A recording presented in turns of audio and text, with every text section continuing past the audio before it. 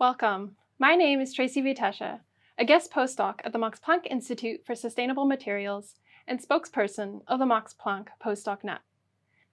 As we celebrate 5 years, it is my absolute pleasure to be joined today by the president of the Max Planck Society, Professor Patrick Cramer. Professor Cramer, thank you for joining us. Well, thank you, Tracy, for having me. It's wonderful. President Cramer, when you began as president of the Max Planck Society, one of your pledges for your first 100 days of your presidency was to improve working conditions for postdocs. Why postdocs, and what were some of your intended changes? Yeah, I mean, it's quite simple. You know, during the postdoc phase, there's major decisions being taken. People are still young, but they are not unexperienced, right? They come trained, and now the world is wide and open, and they need to find their path. And we want to help during that specific and very important phase in their career. And I should also say that, of course, you know, to do the best possible science, you need to attract the best possible people. But they would only come if they have the best possible conditions. So we need to be attractive. So one of the things you will be doing actually is rolling out a program for postdocs. Why do you think it is important for the Max Planck Society to have a specific program for postdocs? You know, I think in the past we did a lot to improve the situation for the graduate students. We did the IMPRSs. We, have general rules for PhD students.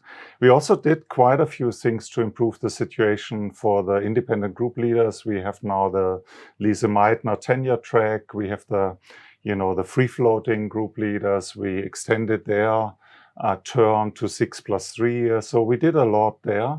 But in between this phase where people are conducting postdoctoral projects, this phase is actually ill-defined. We need to define it much better. And by the way, once we do this, we also do something to retain the best female researchers in the system. I can give you some numbers. So, when you look at the PhD, there's 43% female researchers in our graduate programs.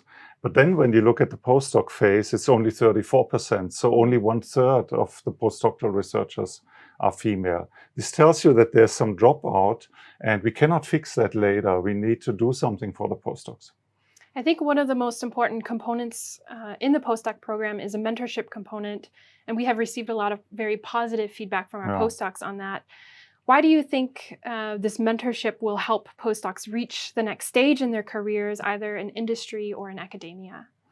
Well, I think one thing that is really important is that there's a second mentor, and that second person, in addition to the primary mentor, which should stay, of course, that second mentor should be from a different institute. And I think that second mentor can bring in a new perspective, somebody who has some distance, but also feels responsible for the development of this postdoctoral fellow. And then there should be regular meetings, and I think that should help a lot.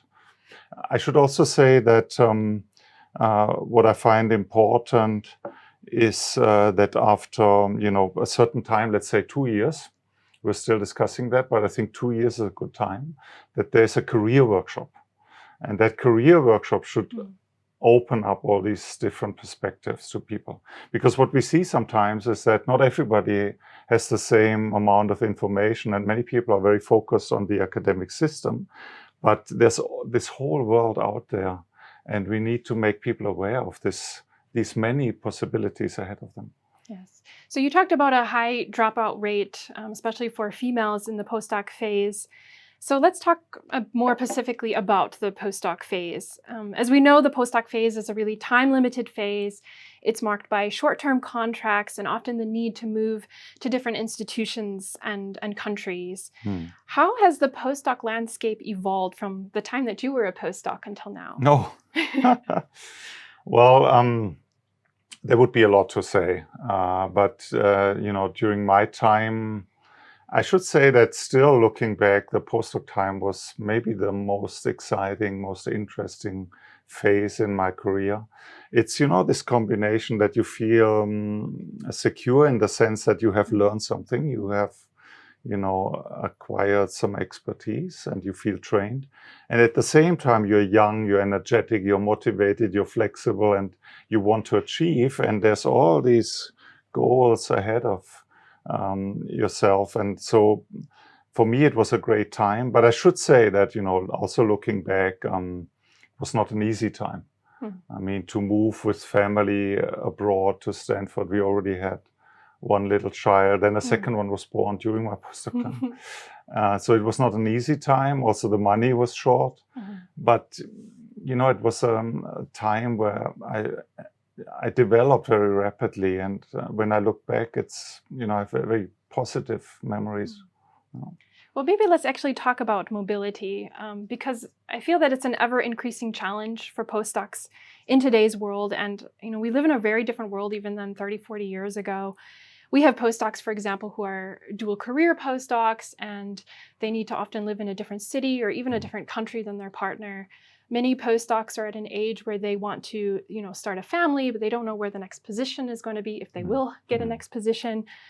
Should we still be requiring mobility for the postdoc phase, or should we perhaps be moving more towards permanent positions earlier in the career phase?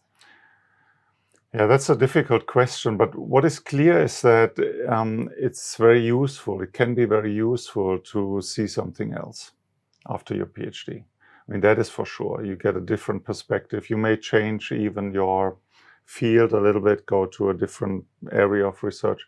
You may acquire new techniques. You may also be exposed to something very different, maybe a different system, and that could be even in the same country, moving from one organization to another, or actually to learn a new language. So it can be very important to take, that step and make a move. At the same time, I see the difficulties. I mean, we had them. I remember it was very difficult with childcare in California, very expensive also. So there is a lot of concerns and obstacles. On the other hand, I think for the generation now, what is important to always remember is that we need these young people, and they will have many opportunities. So it's not an existential threat associated with such a move, but rather, it's you take the next step and you expand your possibilities. But in the end, you will always find an interesting, job or something to do, and you will always find people who want you to join the team, who want to offer you a job. And I think that is also a very good situation to be in once you have your PhD and you belong to this group of privileged people in the end. Yeah. Well, one concern actually for postdocs today is the law on academic fixed-term contracts here in Germany, what's called the Zeitvertrag. And this is actually why PostdocNet, we released a statement at the end of May, and we worked together with postdoc networks throughout all of Germany, really calling for a framework law, not a restrictive law, to accommodate different disciplinary requirements and globally applicable standards. What is the current position of the Max Planck Society with the Zeitvertrag? Well, first of all, I should say that I was very impressed by your statement. Thank you really. So much. First of all, a lot of work that went into, but also the result is really astonishing. I mean, it's not easy to deal with this because of the diversity of the needs, and the different disciplines that require different things from a postdoc.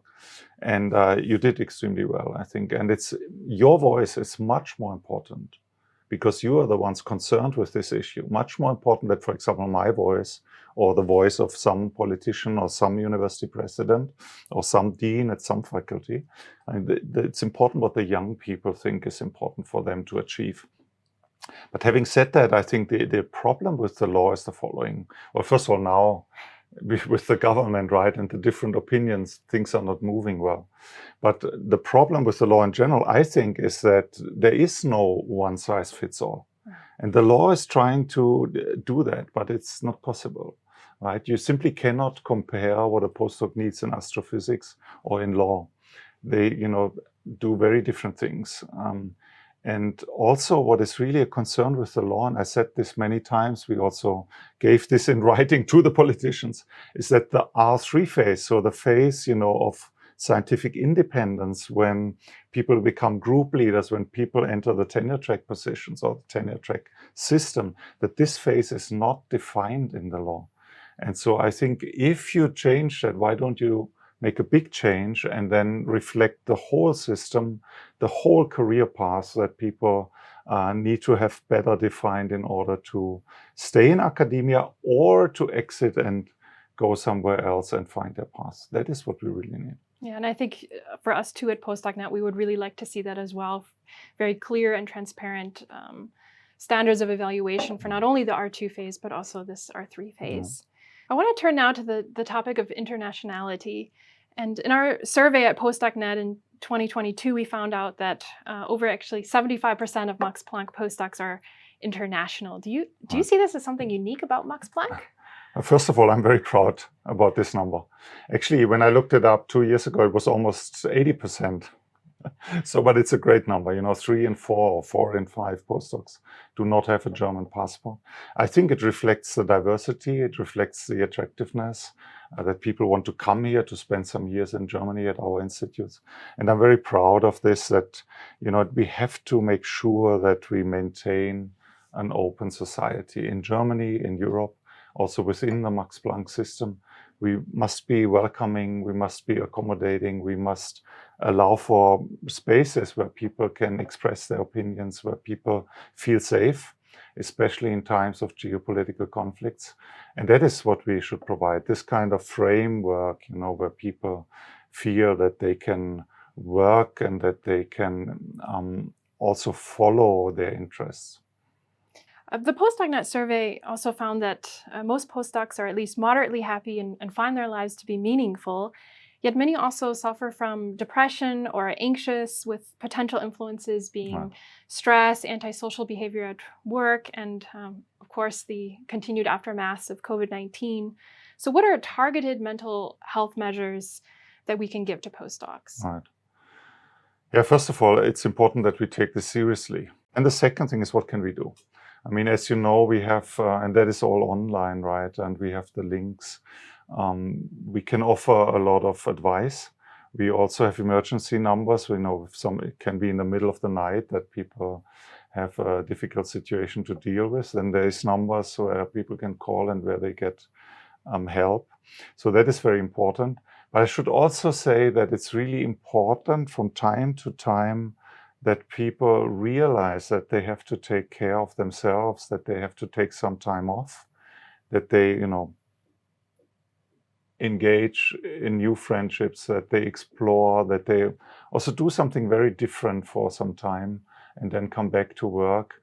I mean, that is healthy and that is important. And I think just to talk about it and to make people aware that you have to sometimes proactively take care of yourself, this is also very important. Yes. By the way, there's a lot of studies from this whole field, mental health and so, that say that, what makes people comfortable and what people really need to have a meaning is the social interactions.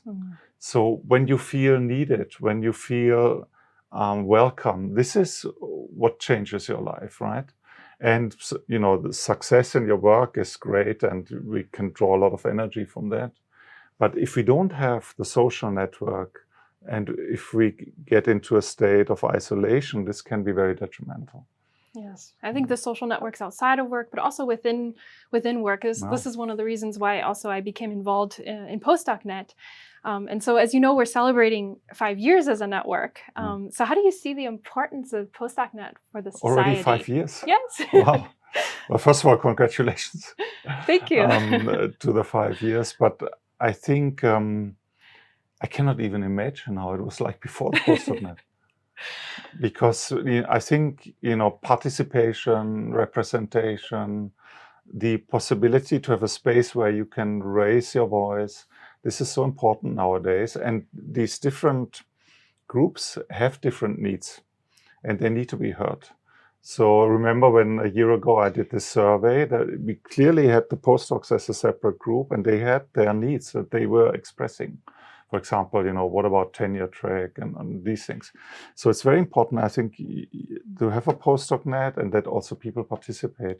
I could see just a year, 1.5 back, that not all of the institutes were represented, but this is quickly improving, and that's also thanks to you and your team, that you encourage people to participate. I also encourage them. I think every institute should be part of the PostdocNet.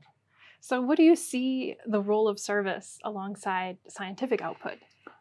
Yeah, I mean, it does cost time. It does take energy. It can be difficult, as you also know, because you may get into conflicts. Yeah. People may approach you from different angles, and they all have their reasons for why they raise a certain point or why they have this opinion. They may have different cultural backgrounds, they have different experiences. And then that can be a burden. It can be a burden for you, for the others who take responsibility in the PhD net and elsewhere, the lead net. But on the other hand, you also gain a lot, right? Of course, you gain experience, and it can also give you a lot of satisfaction when you see that you can serve others. And now we come back to this point, right? When you have a purpose, when you feel that you can also do something for other people, not just for yourself. This is what gives you meaning. So you do get back, but I know that it can be very hard, and it can also cause some sleepless nights from time to time when things escalate. Yeah. Yes. But it's important to do that. And in the end, maybe one last thought. As you get older, it's at least my experience, your technical skills and what you actually learned when you were doing your PhD or your postdoc, they're still important, because this is like the tools that you have in your toolbox.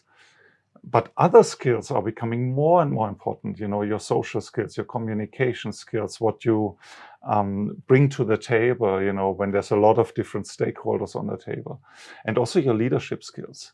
And I think by being part of such a service team, you can also acquire such skills to some extent, and that could be helpful. Yes. Yeah, I've found a really wonderful community in the PostdocNet, and I've really also kind of grown in my past role this year in learning a lot of different skills.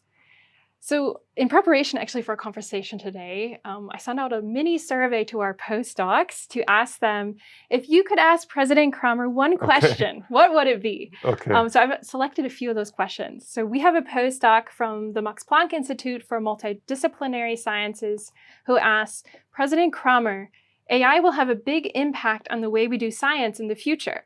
What will the Max Planck Society do to provide its scientists with, for example, tutorials to learn to keep up with AI and its possible applications? Well, first of all, it's a great institute. I know the institute. I've been there for 9 or 10 years. Yeah, what can we do? Actually, it's a great question. This allows me to tell you something that is not public yet, and I will not reveal any confidential details. But we are about to acquire a very large amount of money from private donors, actually at different sites of the Max Planck Society, where we can advance AI. So in one case, we will be able to establish a new department, which we do not have to pay from the Max Planck funds, but we get the private money. And in another case, we probably will be able to get money for graduate training, and that can be a big new thing, to train many graduate students in AI. Actually, applied AI, that would be the hope. That's something we are hoping for, because we have fantastic researchers, of course, advancing basic and fundamental AI. And then also we will move ahead, and that's something that we will soon announce in a couple of weeks. We will move ahead with a big effort to bring machine learning and AI together with the social sciences. So, the interface between machines and society and the communication at this interface is really exciting. We have some of the world leaders in, Saarbrücken, Kaiserslautern, but also Tübingen, and we have people in Berlin and elsewhere who are at this interface, Bochum, and we want to bring them together into, bigger network, and that's something we're working on. But I'm sure it can be launched next year if we work hard. That sounds really wonderful and very promising. We have another postdoc who asks, do you think it's possible to establish a Max Planck Society internal grant funding scheme similar to DFG individual grants, allowing the development of scientific ideas and careers of permanent Max Planck scientists below the director level? Right. That question does come up from time to time, and it's one of the few questions where I cannot really accommodate much. And the reason is the following: we do have a DFG, and people admire us around the world for the DFG. And why is that? Because anybody can make a proposal and ask for money, no matter what your science is about. You don't need to be a cancer researcher or doing this or that, and you can apply. However, if you are on a permanent contract at Max Planck and you cannot, and that's difficult, you can only apply for DFG money as part of a consortium and so on. That makes it difficult. So having that within Max Planck, why I'm hesitant? It's because then we will deal with a lot of little grants and we will generate huge bureaucracy and something that can be handled actually by institutes autonomously. So it's not forbidden to ask the managing director or the collegium for money to conduct a certain research project that is, breaking new ground. It's possible, and some institutes will also have the funds to support that. Maybe not all of them, but to have such a system within Max Planck, it would even be violating some of our most basic rules in the bylaws, because there we say that the institutes conduct their science independently. So if people would now go out, especially, we are an association that consists of the scientific members, right? And those are building the association. And so those are then the ones who should say, for our institute, what we need is this and that. And this makes it all complicated. But my greatest worry is the bureaucracy. But having said that, I very much encourage that people seek possibilities to get funding. And we do have, the different ministries, we do have foundations that support funding in certain areas. We do have the EU and we do have the DFG. And many people are eligible. I know a few are not, and that can lead to frustration, but many are eligible. That's great. Well, I was wondering if perhaps I can get you now to share a personal story with us about what you remember most about your time as a postdoc. Oh, that's an easy one. That's really easy. Because it was that one moment when the sun was rising over the Silicon Valley, maybe 5 or 6 in the morning, I don't recall. And why was that special? Because, when the Stanford campus in Silicon Valley in the Bay Area, then you go up, I think it's called the foothills or so, you go up and towards the Atlantic, right? There's this chain of hills. And up in the hills, you have the synchrotron, the Stanford synchrotron SSRL, which is this huge round machine, right? Where you produce these very strong X-rays. And I was always going there maybe 3 in the morning when they had filled the ring with fresh particles, so to make, strong X-rays. And before people would arrive at, let's say, 6 or 7, I could have a few hours and I could sneak in. I did my experiments from 3 to 6 or 7 in the morning because I needed to have regular access. And that was difficult because, people were competing for the measuring time. And so I was there, many early in the morning often. And one morning I had the decisive experiment. And I was sitting in front of my screen and I was waiting because computers were slow at the time. So I was measuring data and I was evaluating them. And what I was calculating was, I think, an anomalous difference Fourier map. And I was waiting for it to be contoured and it, takes a few minutes. I was sitting there and I knew I expect 8 signals in this map, 8 signals for zinc ions. And why did I know? Because you can predict from the protein sequence how many zinc sites you have in your protein. I was solving a protein structure. And I knew if I would see those 8 signals, then I'm on the right track. And then I did everything right. And I will be able to solve not only that protein structure, but actually quite an important mystery of biology at the time. And then, this map comes up and I'm counting 1, 2, 3. And I could see 7 sites and I was looking, contouring differently. And there was an 8th site just above the noise level. And I was jumping up like this. My chair fell because, I didn't plan to jump up.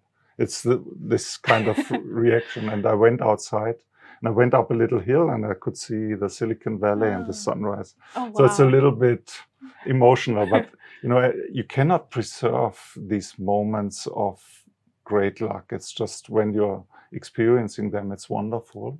But every time I think back and somebody asks me a question like this, then a little bit of that pleasure comes back. Oh, that's such a beautiful story. Thank you for sharing that with us. Oh. Before we close today, I have one last question for you. Reflecting upon your experiences as a postdoc up until now as president of the Max Planck Society, what advice would you give to postdocs today? I gave already quite some advice. You I have. don't want to take. Can we squeeze out a little bit more? It's difficult to say what is the most important, but in the end, you have to perform, right? So you better do something that you like to do, because then it's easy, because it gives you pleasure.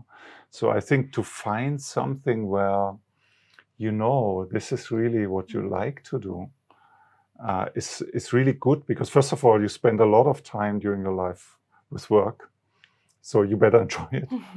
And second, then you will also do well, because you don't realize that it's a burden, right? Of course, we all have these difficult times. Same for me, right? You wake up and you look in your agenda, today it's difficult and so on. But overall, you have to have a feeling at the end of the week, at the end of the year, that you're on track, you do what you really like to do. And so I think to spend time to find what you really like to do is important, because then you will do it well, and you will also I think have a good time and enjoy life. Oh, well, President Cramer, thank you so much for joining us today and for this really wonderful conversation. Well, thank you for all the questions and for your time, and all the best to you personally, but of course also to the PostdocNet. Thank you so much.